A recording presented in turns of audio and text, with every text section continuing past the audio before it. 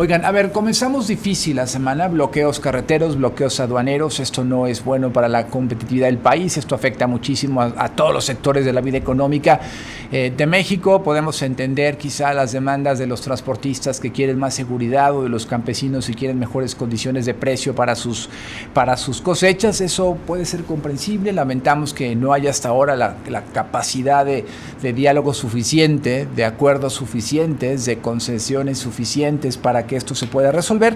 Ojalá y se concrete pronto, pero por lo pronto, bueno, ¿qué está pasando, no? ¿Qué le significa estos bloqueos a las carreteras y a las aduanas? Vamos a hablar de las aduanas, en donde se llevan a cabo todos los días cientos y cientos de operaciones y bueno, esto impacta en la logística de esas operaciones, en los costos de esas operaciones, en las pérdidas económicas en las aduanas mexicanas. Vamos a hablar con Óscar Rueda, él es abogado aduanero, director del Consorcio Jurídico Aduanero y bueno, pues colaborador eventual, que yo agradezco muchísimo de este espacio de información para hablar de estos temas tan importantes como son las aduanas, que es todo un mundo, es todo un sector muy importante.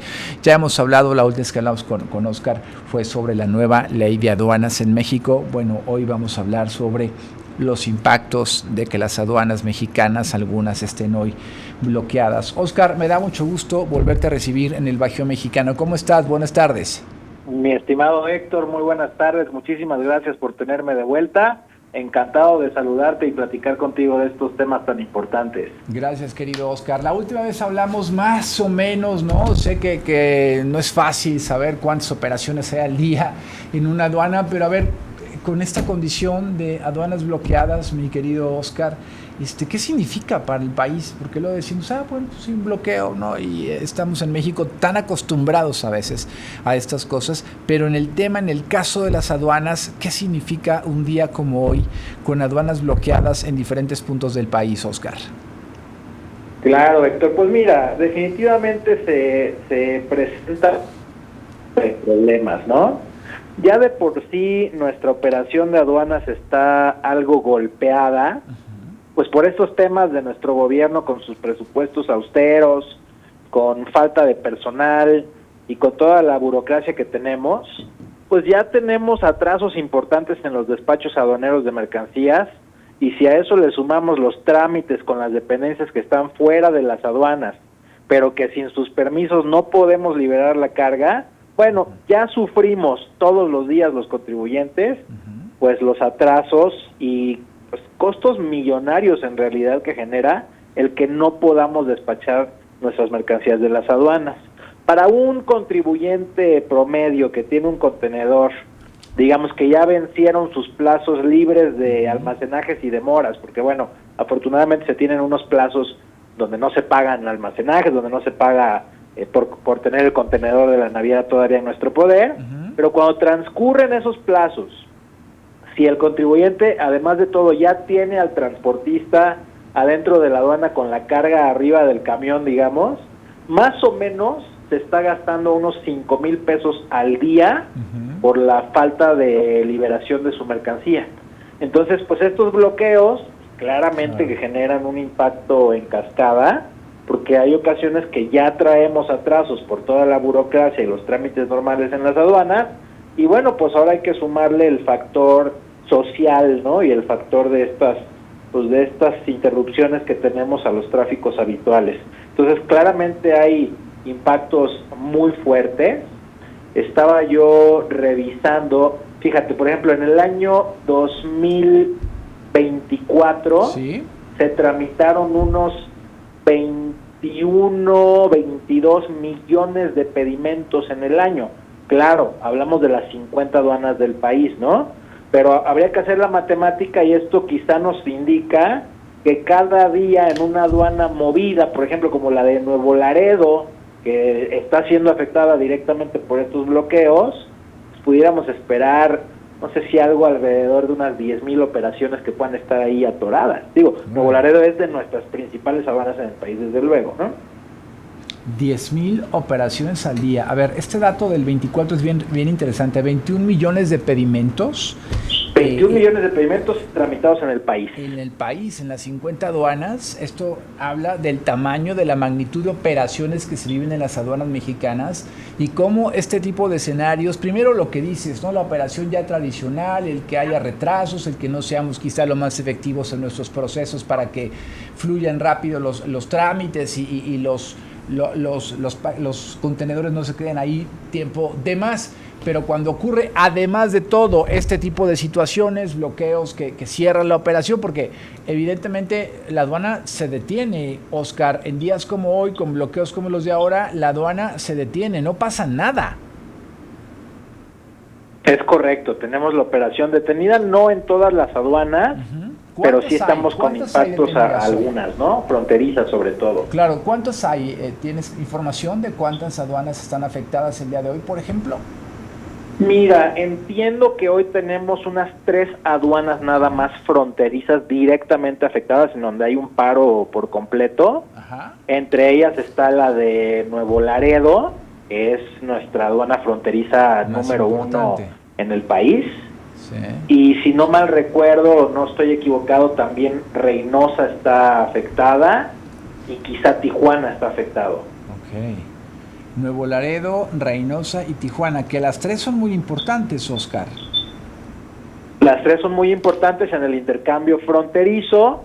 Claro que para México el grueso se ubica en las aduanas de tráfico marítimo. Las aduanas marítimas reportan arriba del 50% del comercio exterior, mientras que las fronterizas arriba del 30%.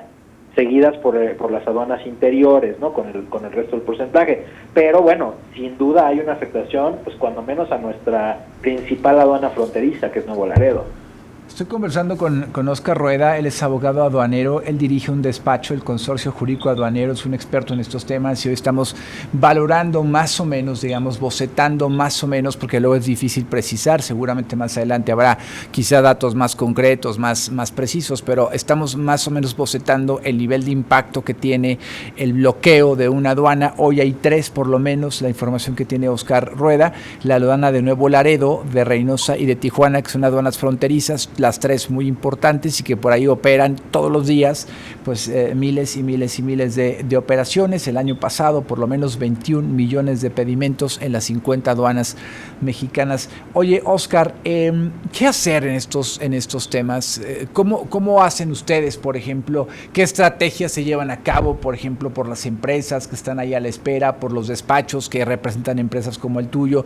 ¿Hay forma de prever, hay forma de disminuir el costo que esto significa? ¿Qué se hace en estos casos que quedan fuera quizá del alcance completo de ustedes, los que se dedican al tema aduanero todos los días? ¿Qué se puede hacer o qué se hace en estos casos, Oscar?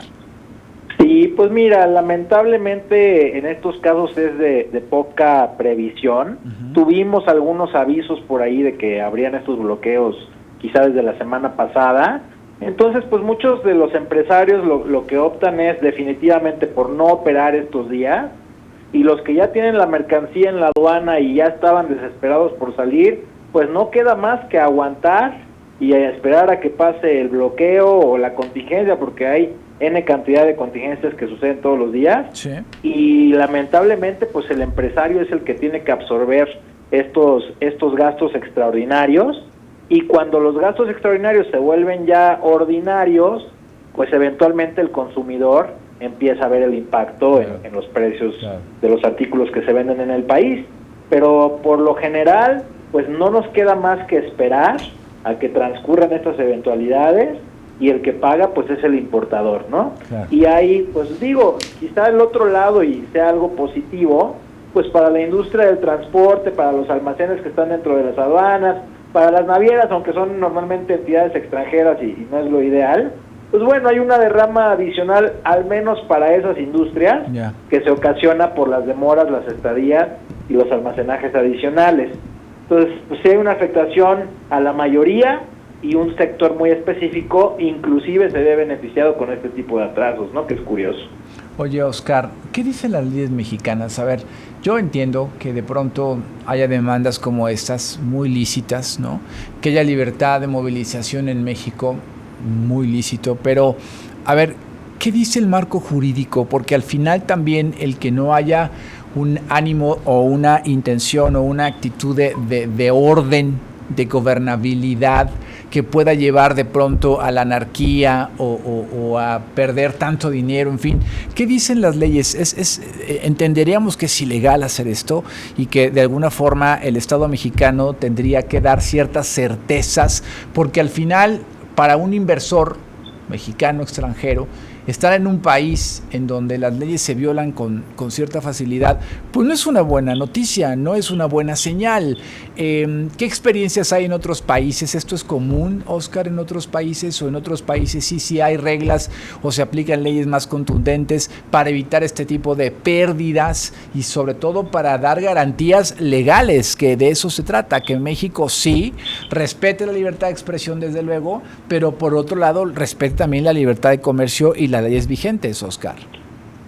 Exacto, pues mira, es un fenómeno sumamente complejo, ¿no? Es un fenómeno que nace pues de las desigualdades y de las inquietudes de la sociedad. Pues sí, la sociedad tenemos el derecho de manifestarnos mientras sea de manera pacífica, podemos hacerlo y en ese sentido pues digamos que las expresiones que están haciendo los transportistas y los agricultores pues se pueden entender legales, ¿no? Por otro lado, pues el derecho que ellos tienen de manifestarse está coartando el derecho que otras personas tienen para llevar a cabo también sus actividades lícitas de comercio. Y ahí tenemos pues dos derechos que se enfrentan, ¿no? Uh-huh. Y quizá jurídicamente pues tendríamos que analizar pues cuál de estos dos es un bien superior al otro. Y ahí entramos en el debate eterno, pues ¿quién tiene prioridad? ¿Los agricultores y los transportistas que se están quejando y de alguna manera están ejerciendo presión? ¿O los empresarios, importadores, agentes aduanales que se están viendo afectados? Digo, junto con muchos otros sectores de la sociedad que se están viendo afectados, pues inclusive de cuestiones médicas, ¿no? Claro, partos, claro, o lo que fuera, que pues no pueden llegar a sus destinos por estos bloqueos. Entonces, es un fenómeno muy controvertido, ¿no? Legalmente hablando, y pues el Estado tendría de alguna manera que intervenir para que tanto los derechos de los que se manifiestan se respeten, como los derechos del resto de la sociedad se respete, pero se dice más fácil de lo que se puede llevar a la práctica, ¿no? O sea, ponernos a debatir la parte jurídica, pues es muy fácil, pero ahora vámonos a la calle y ahí están los bloqueos, los manifestantes y la policía, y ya en la acción pues es mucho más difícil para el Estado pues hacer valer en realidad los derechos de los que están siendo afectados, ¿no? Entonces se vuelve una situación sumamente compleja. Me parece que pasa en todas partes del mundo, obviamente en sociedades más integradas, más desarrolladas, con menos disparidades como la de México, pues quizá hay más razonamiento o más diálogo, más consideración entre los que se manifiestan y el resto de la sociedad, pues por el nivel, digamos, cultural de los manifestantes.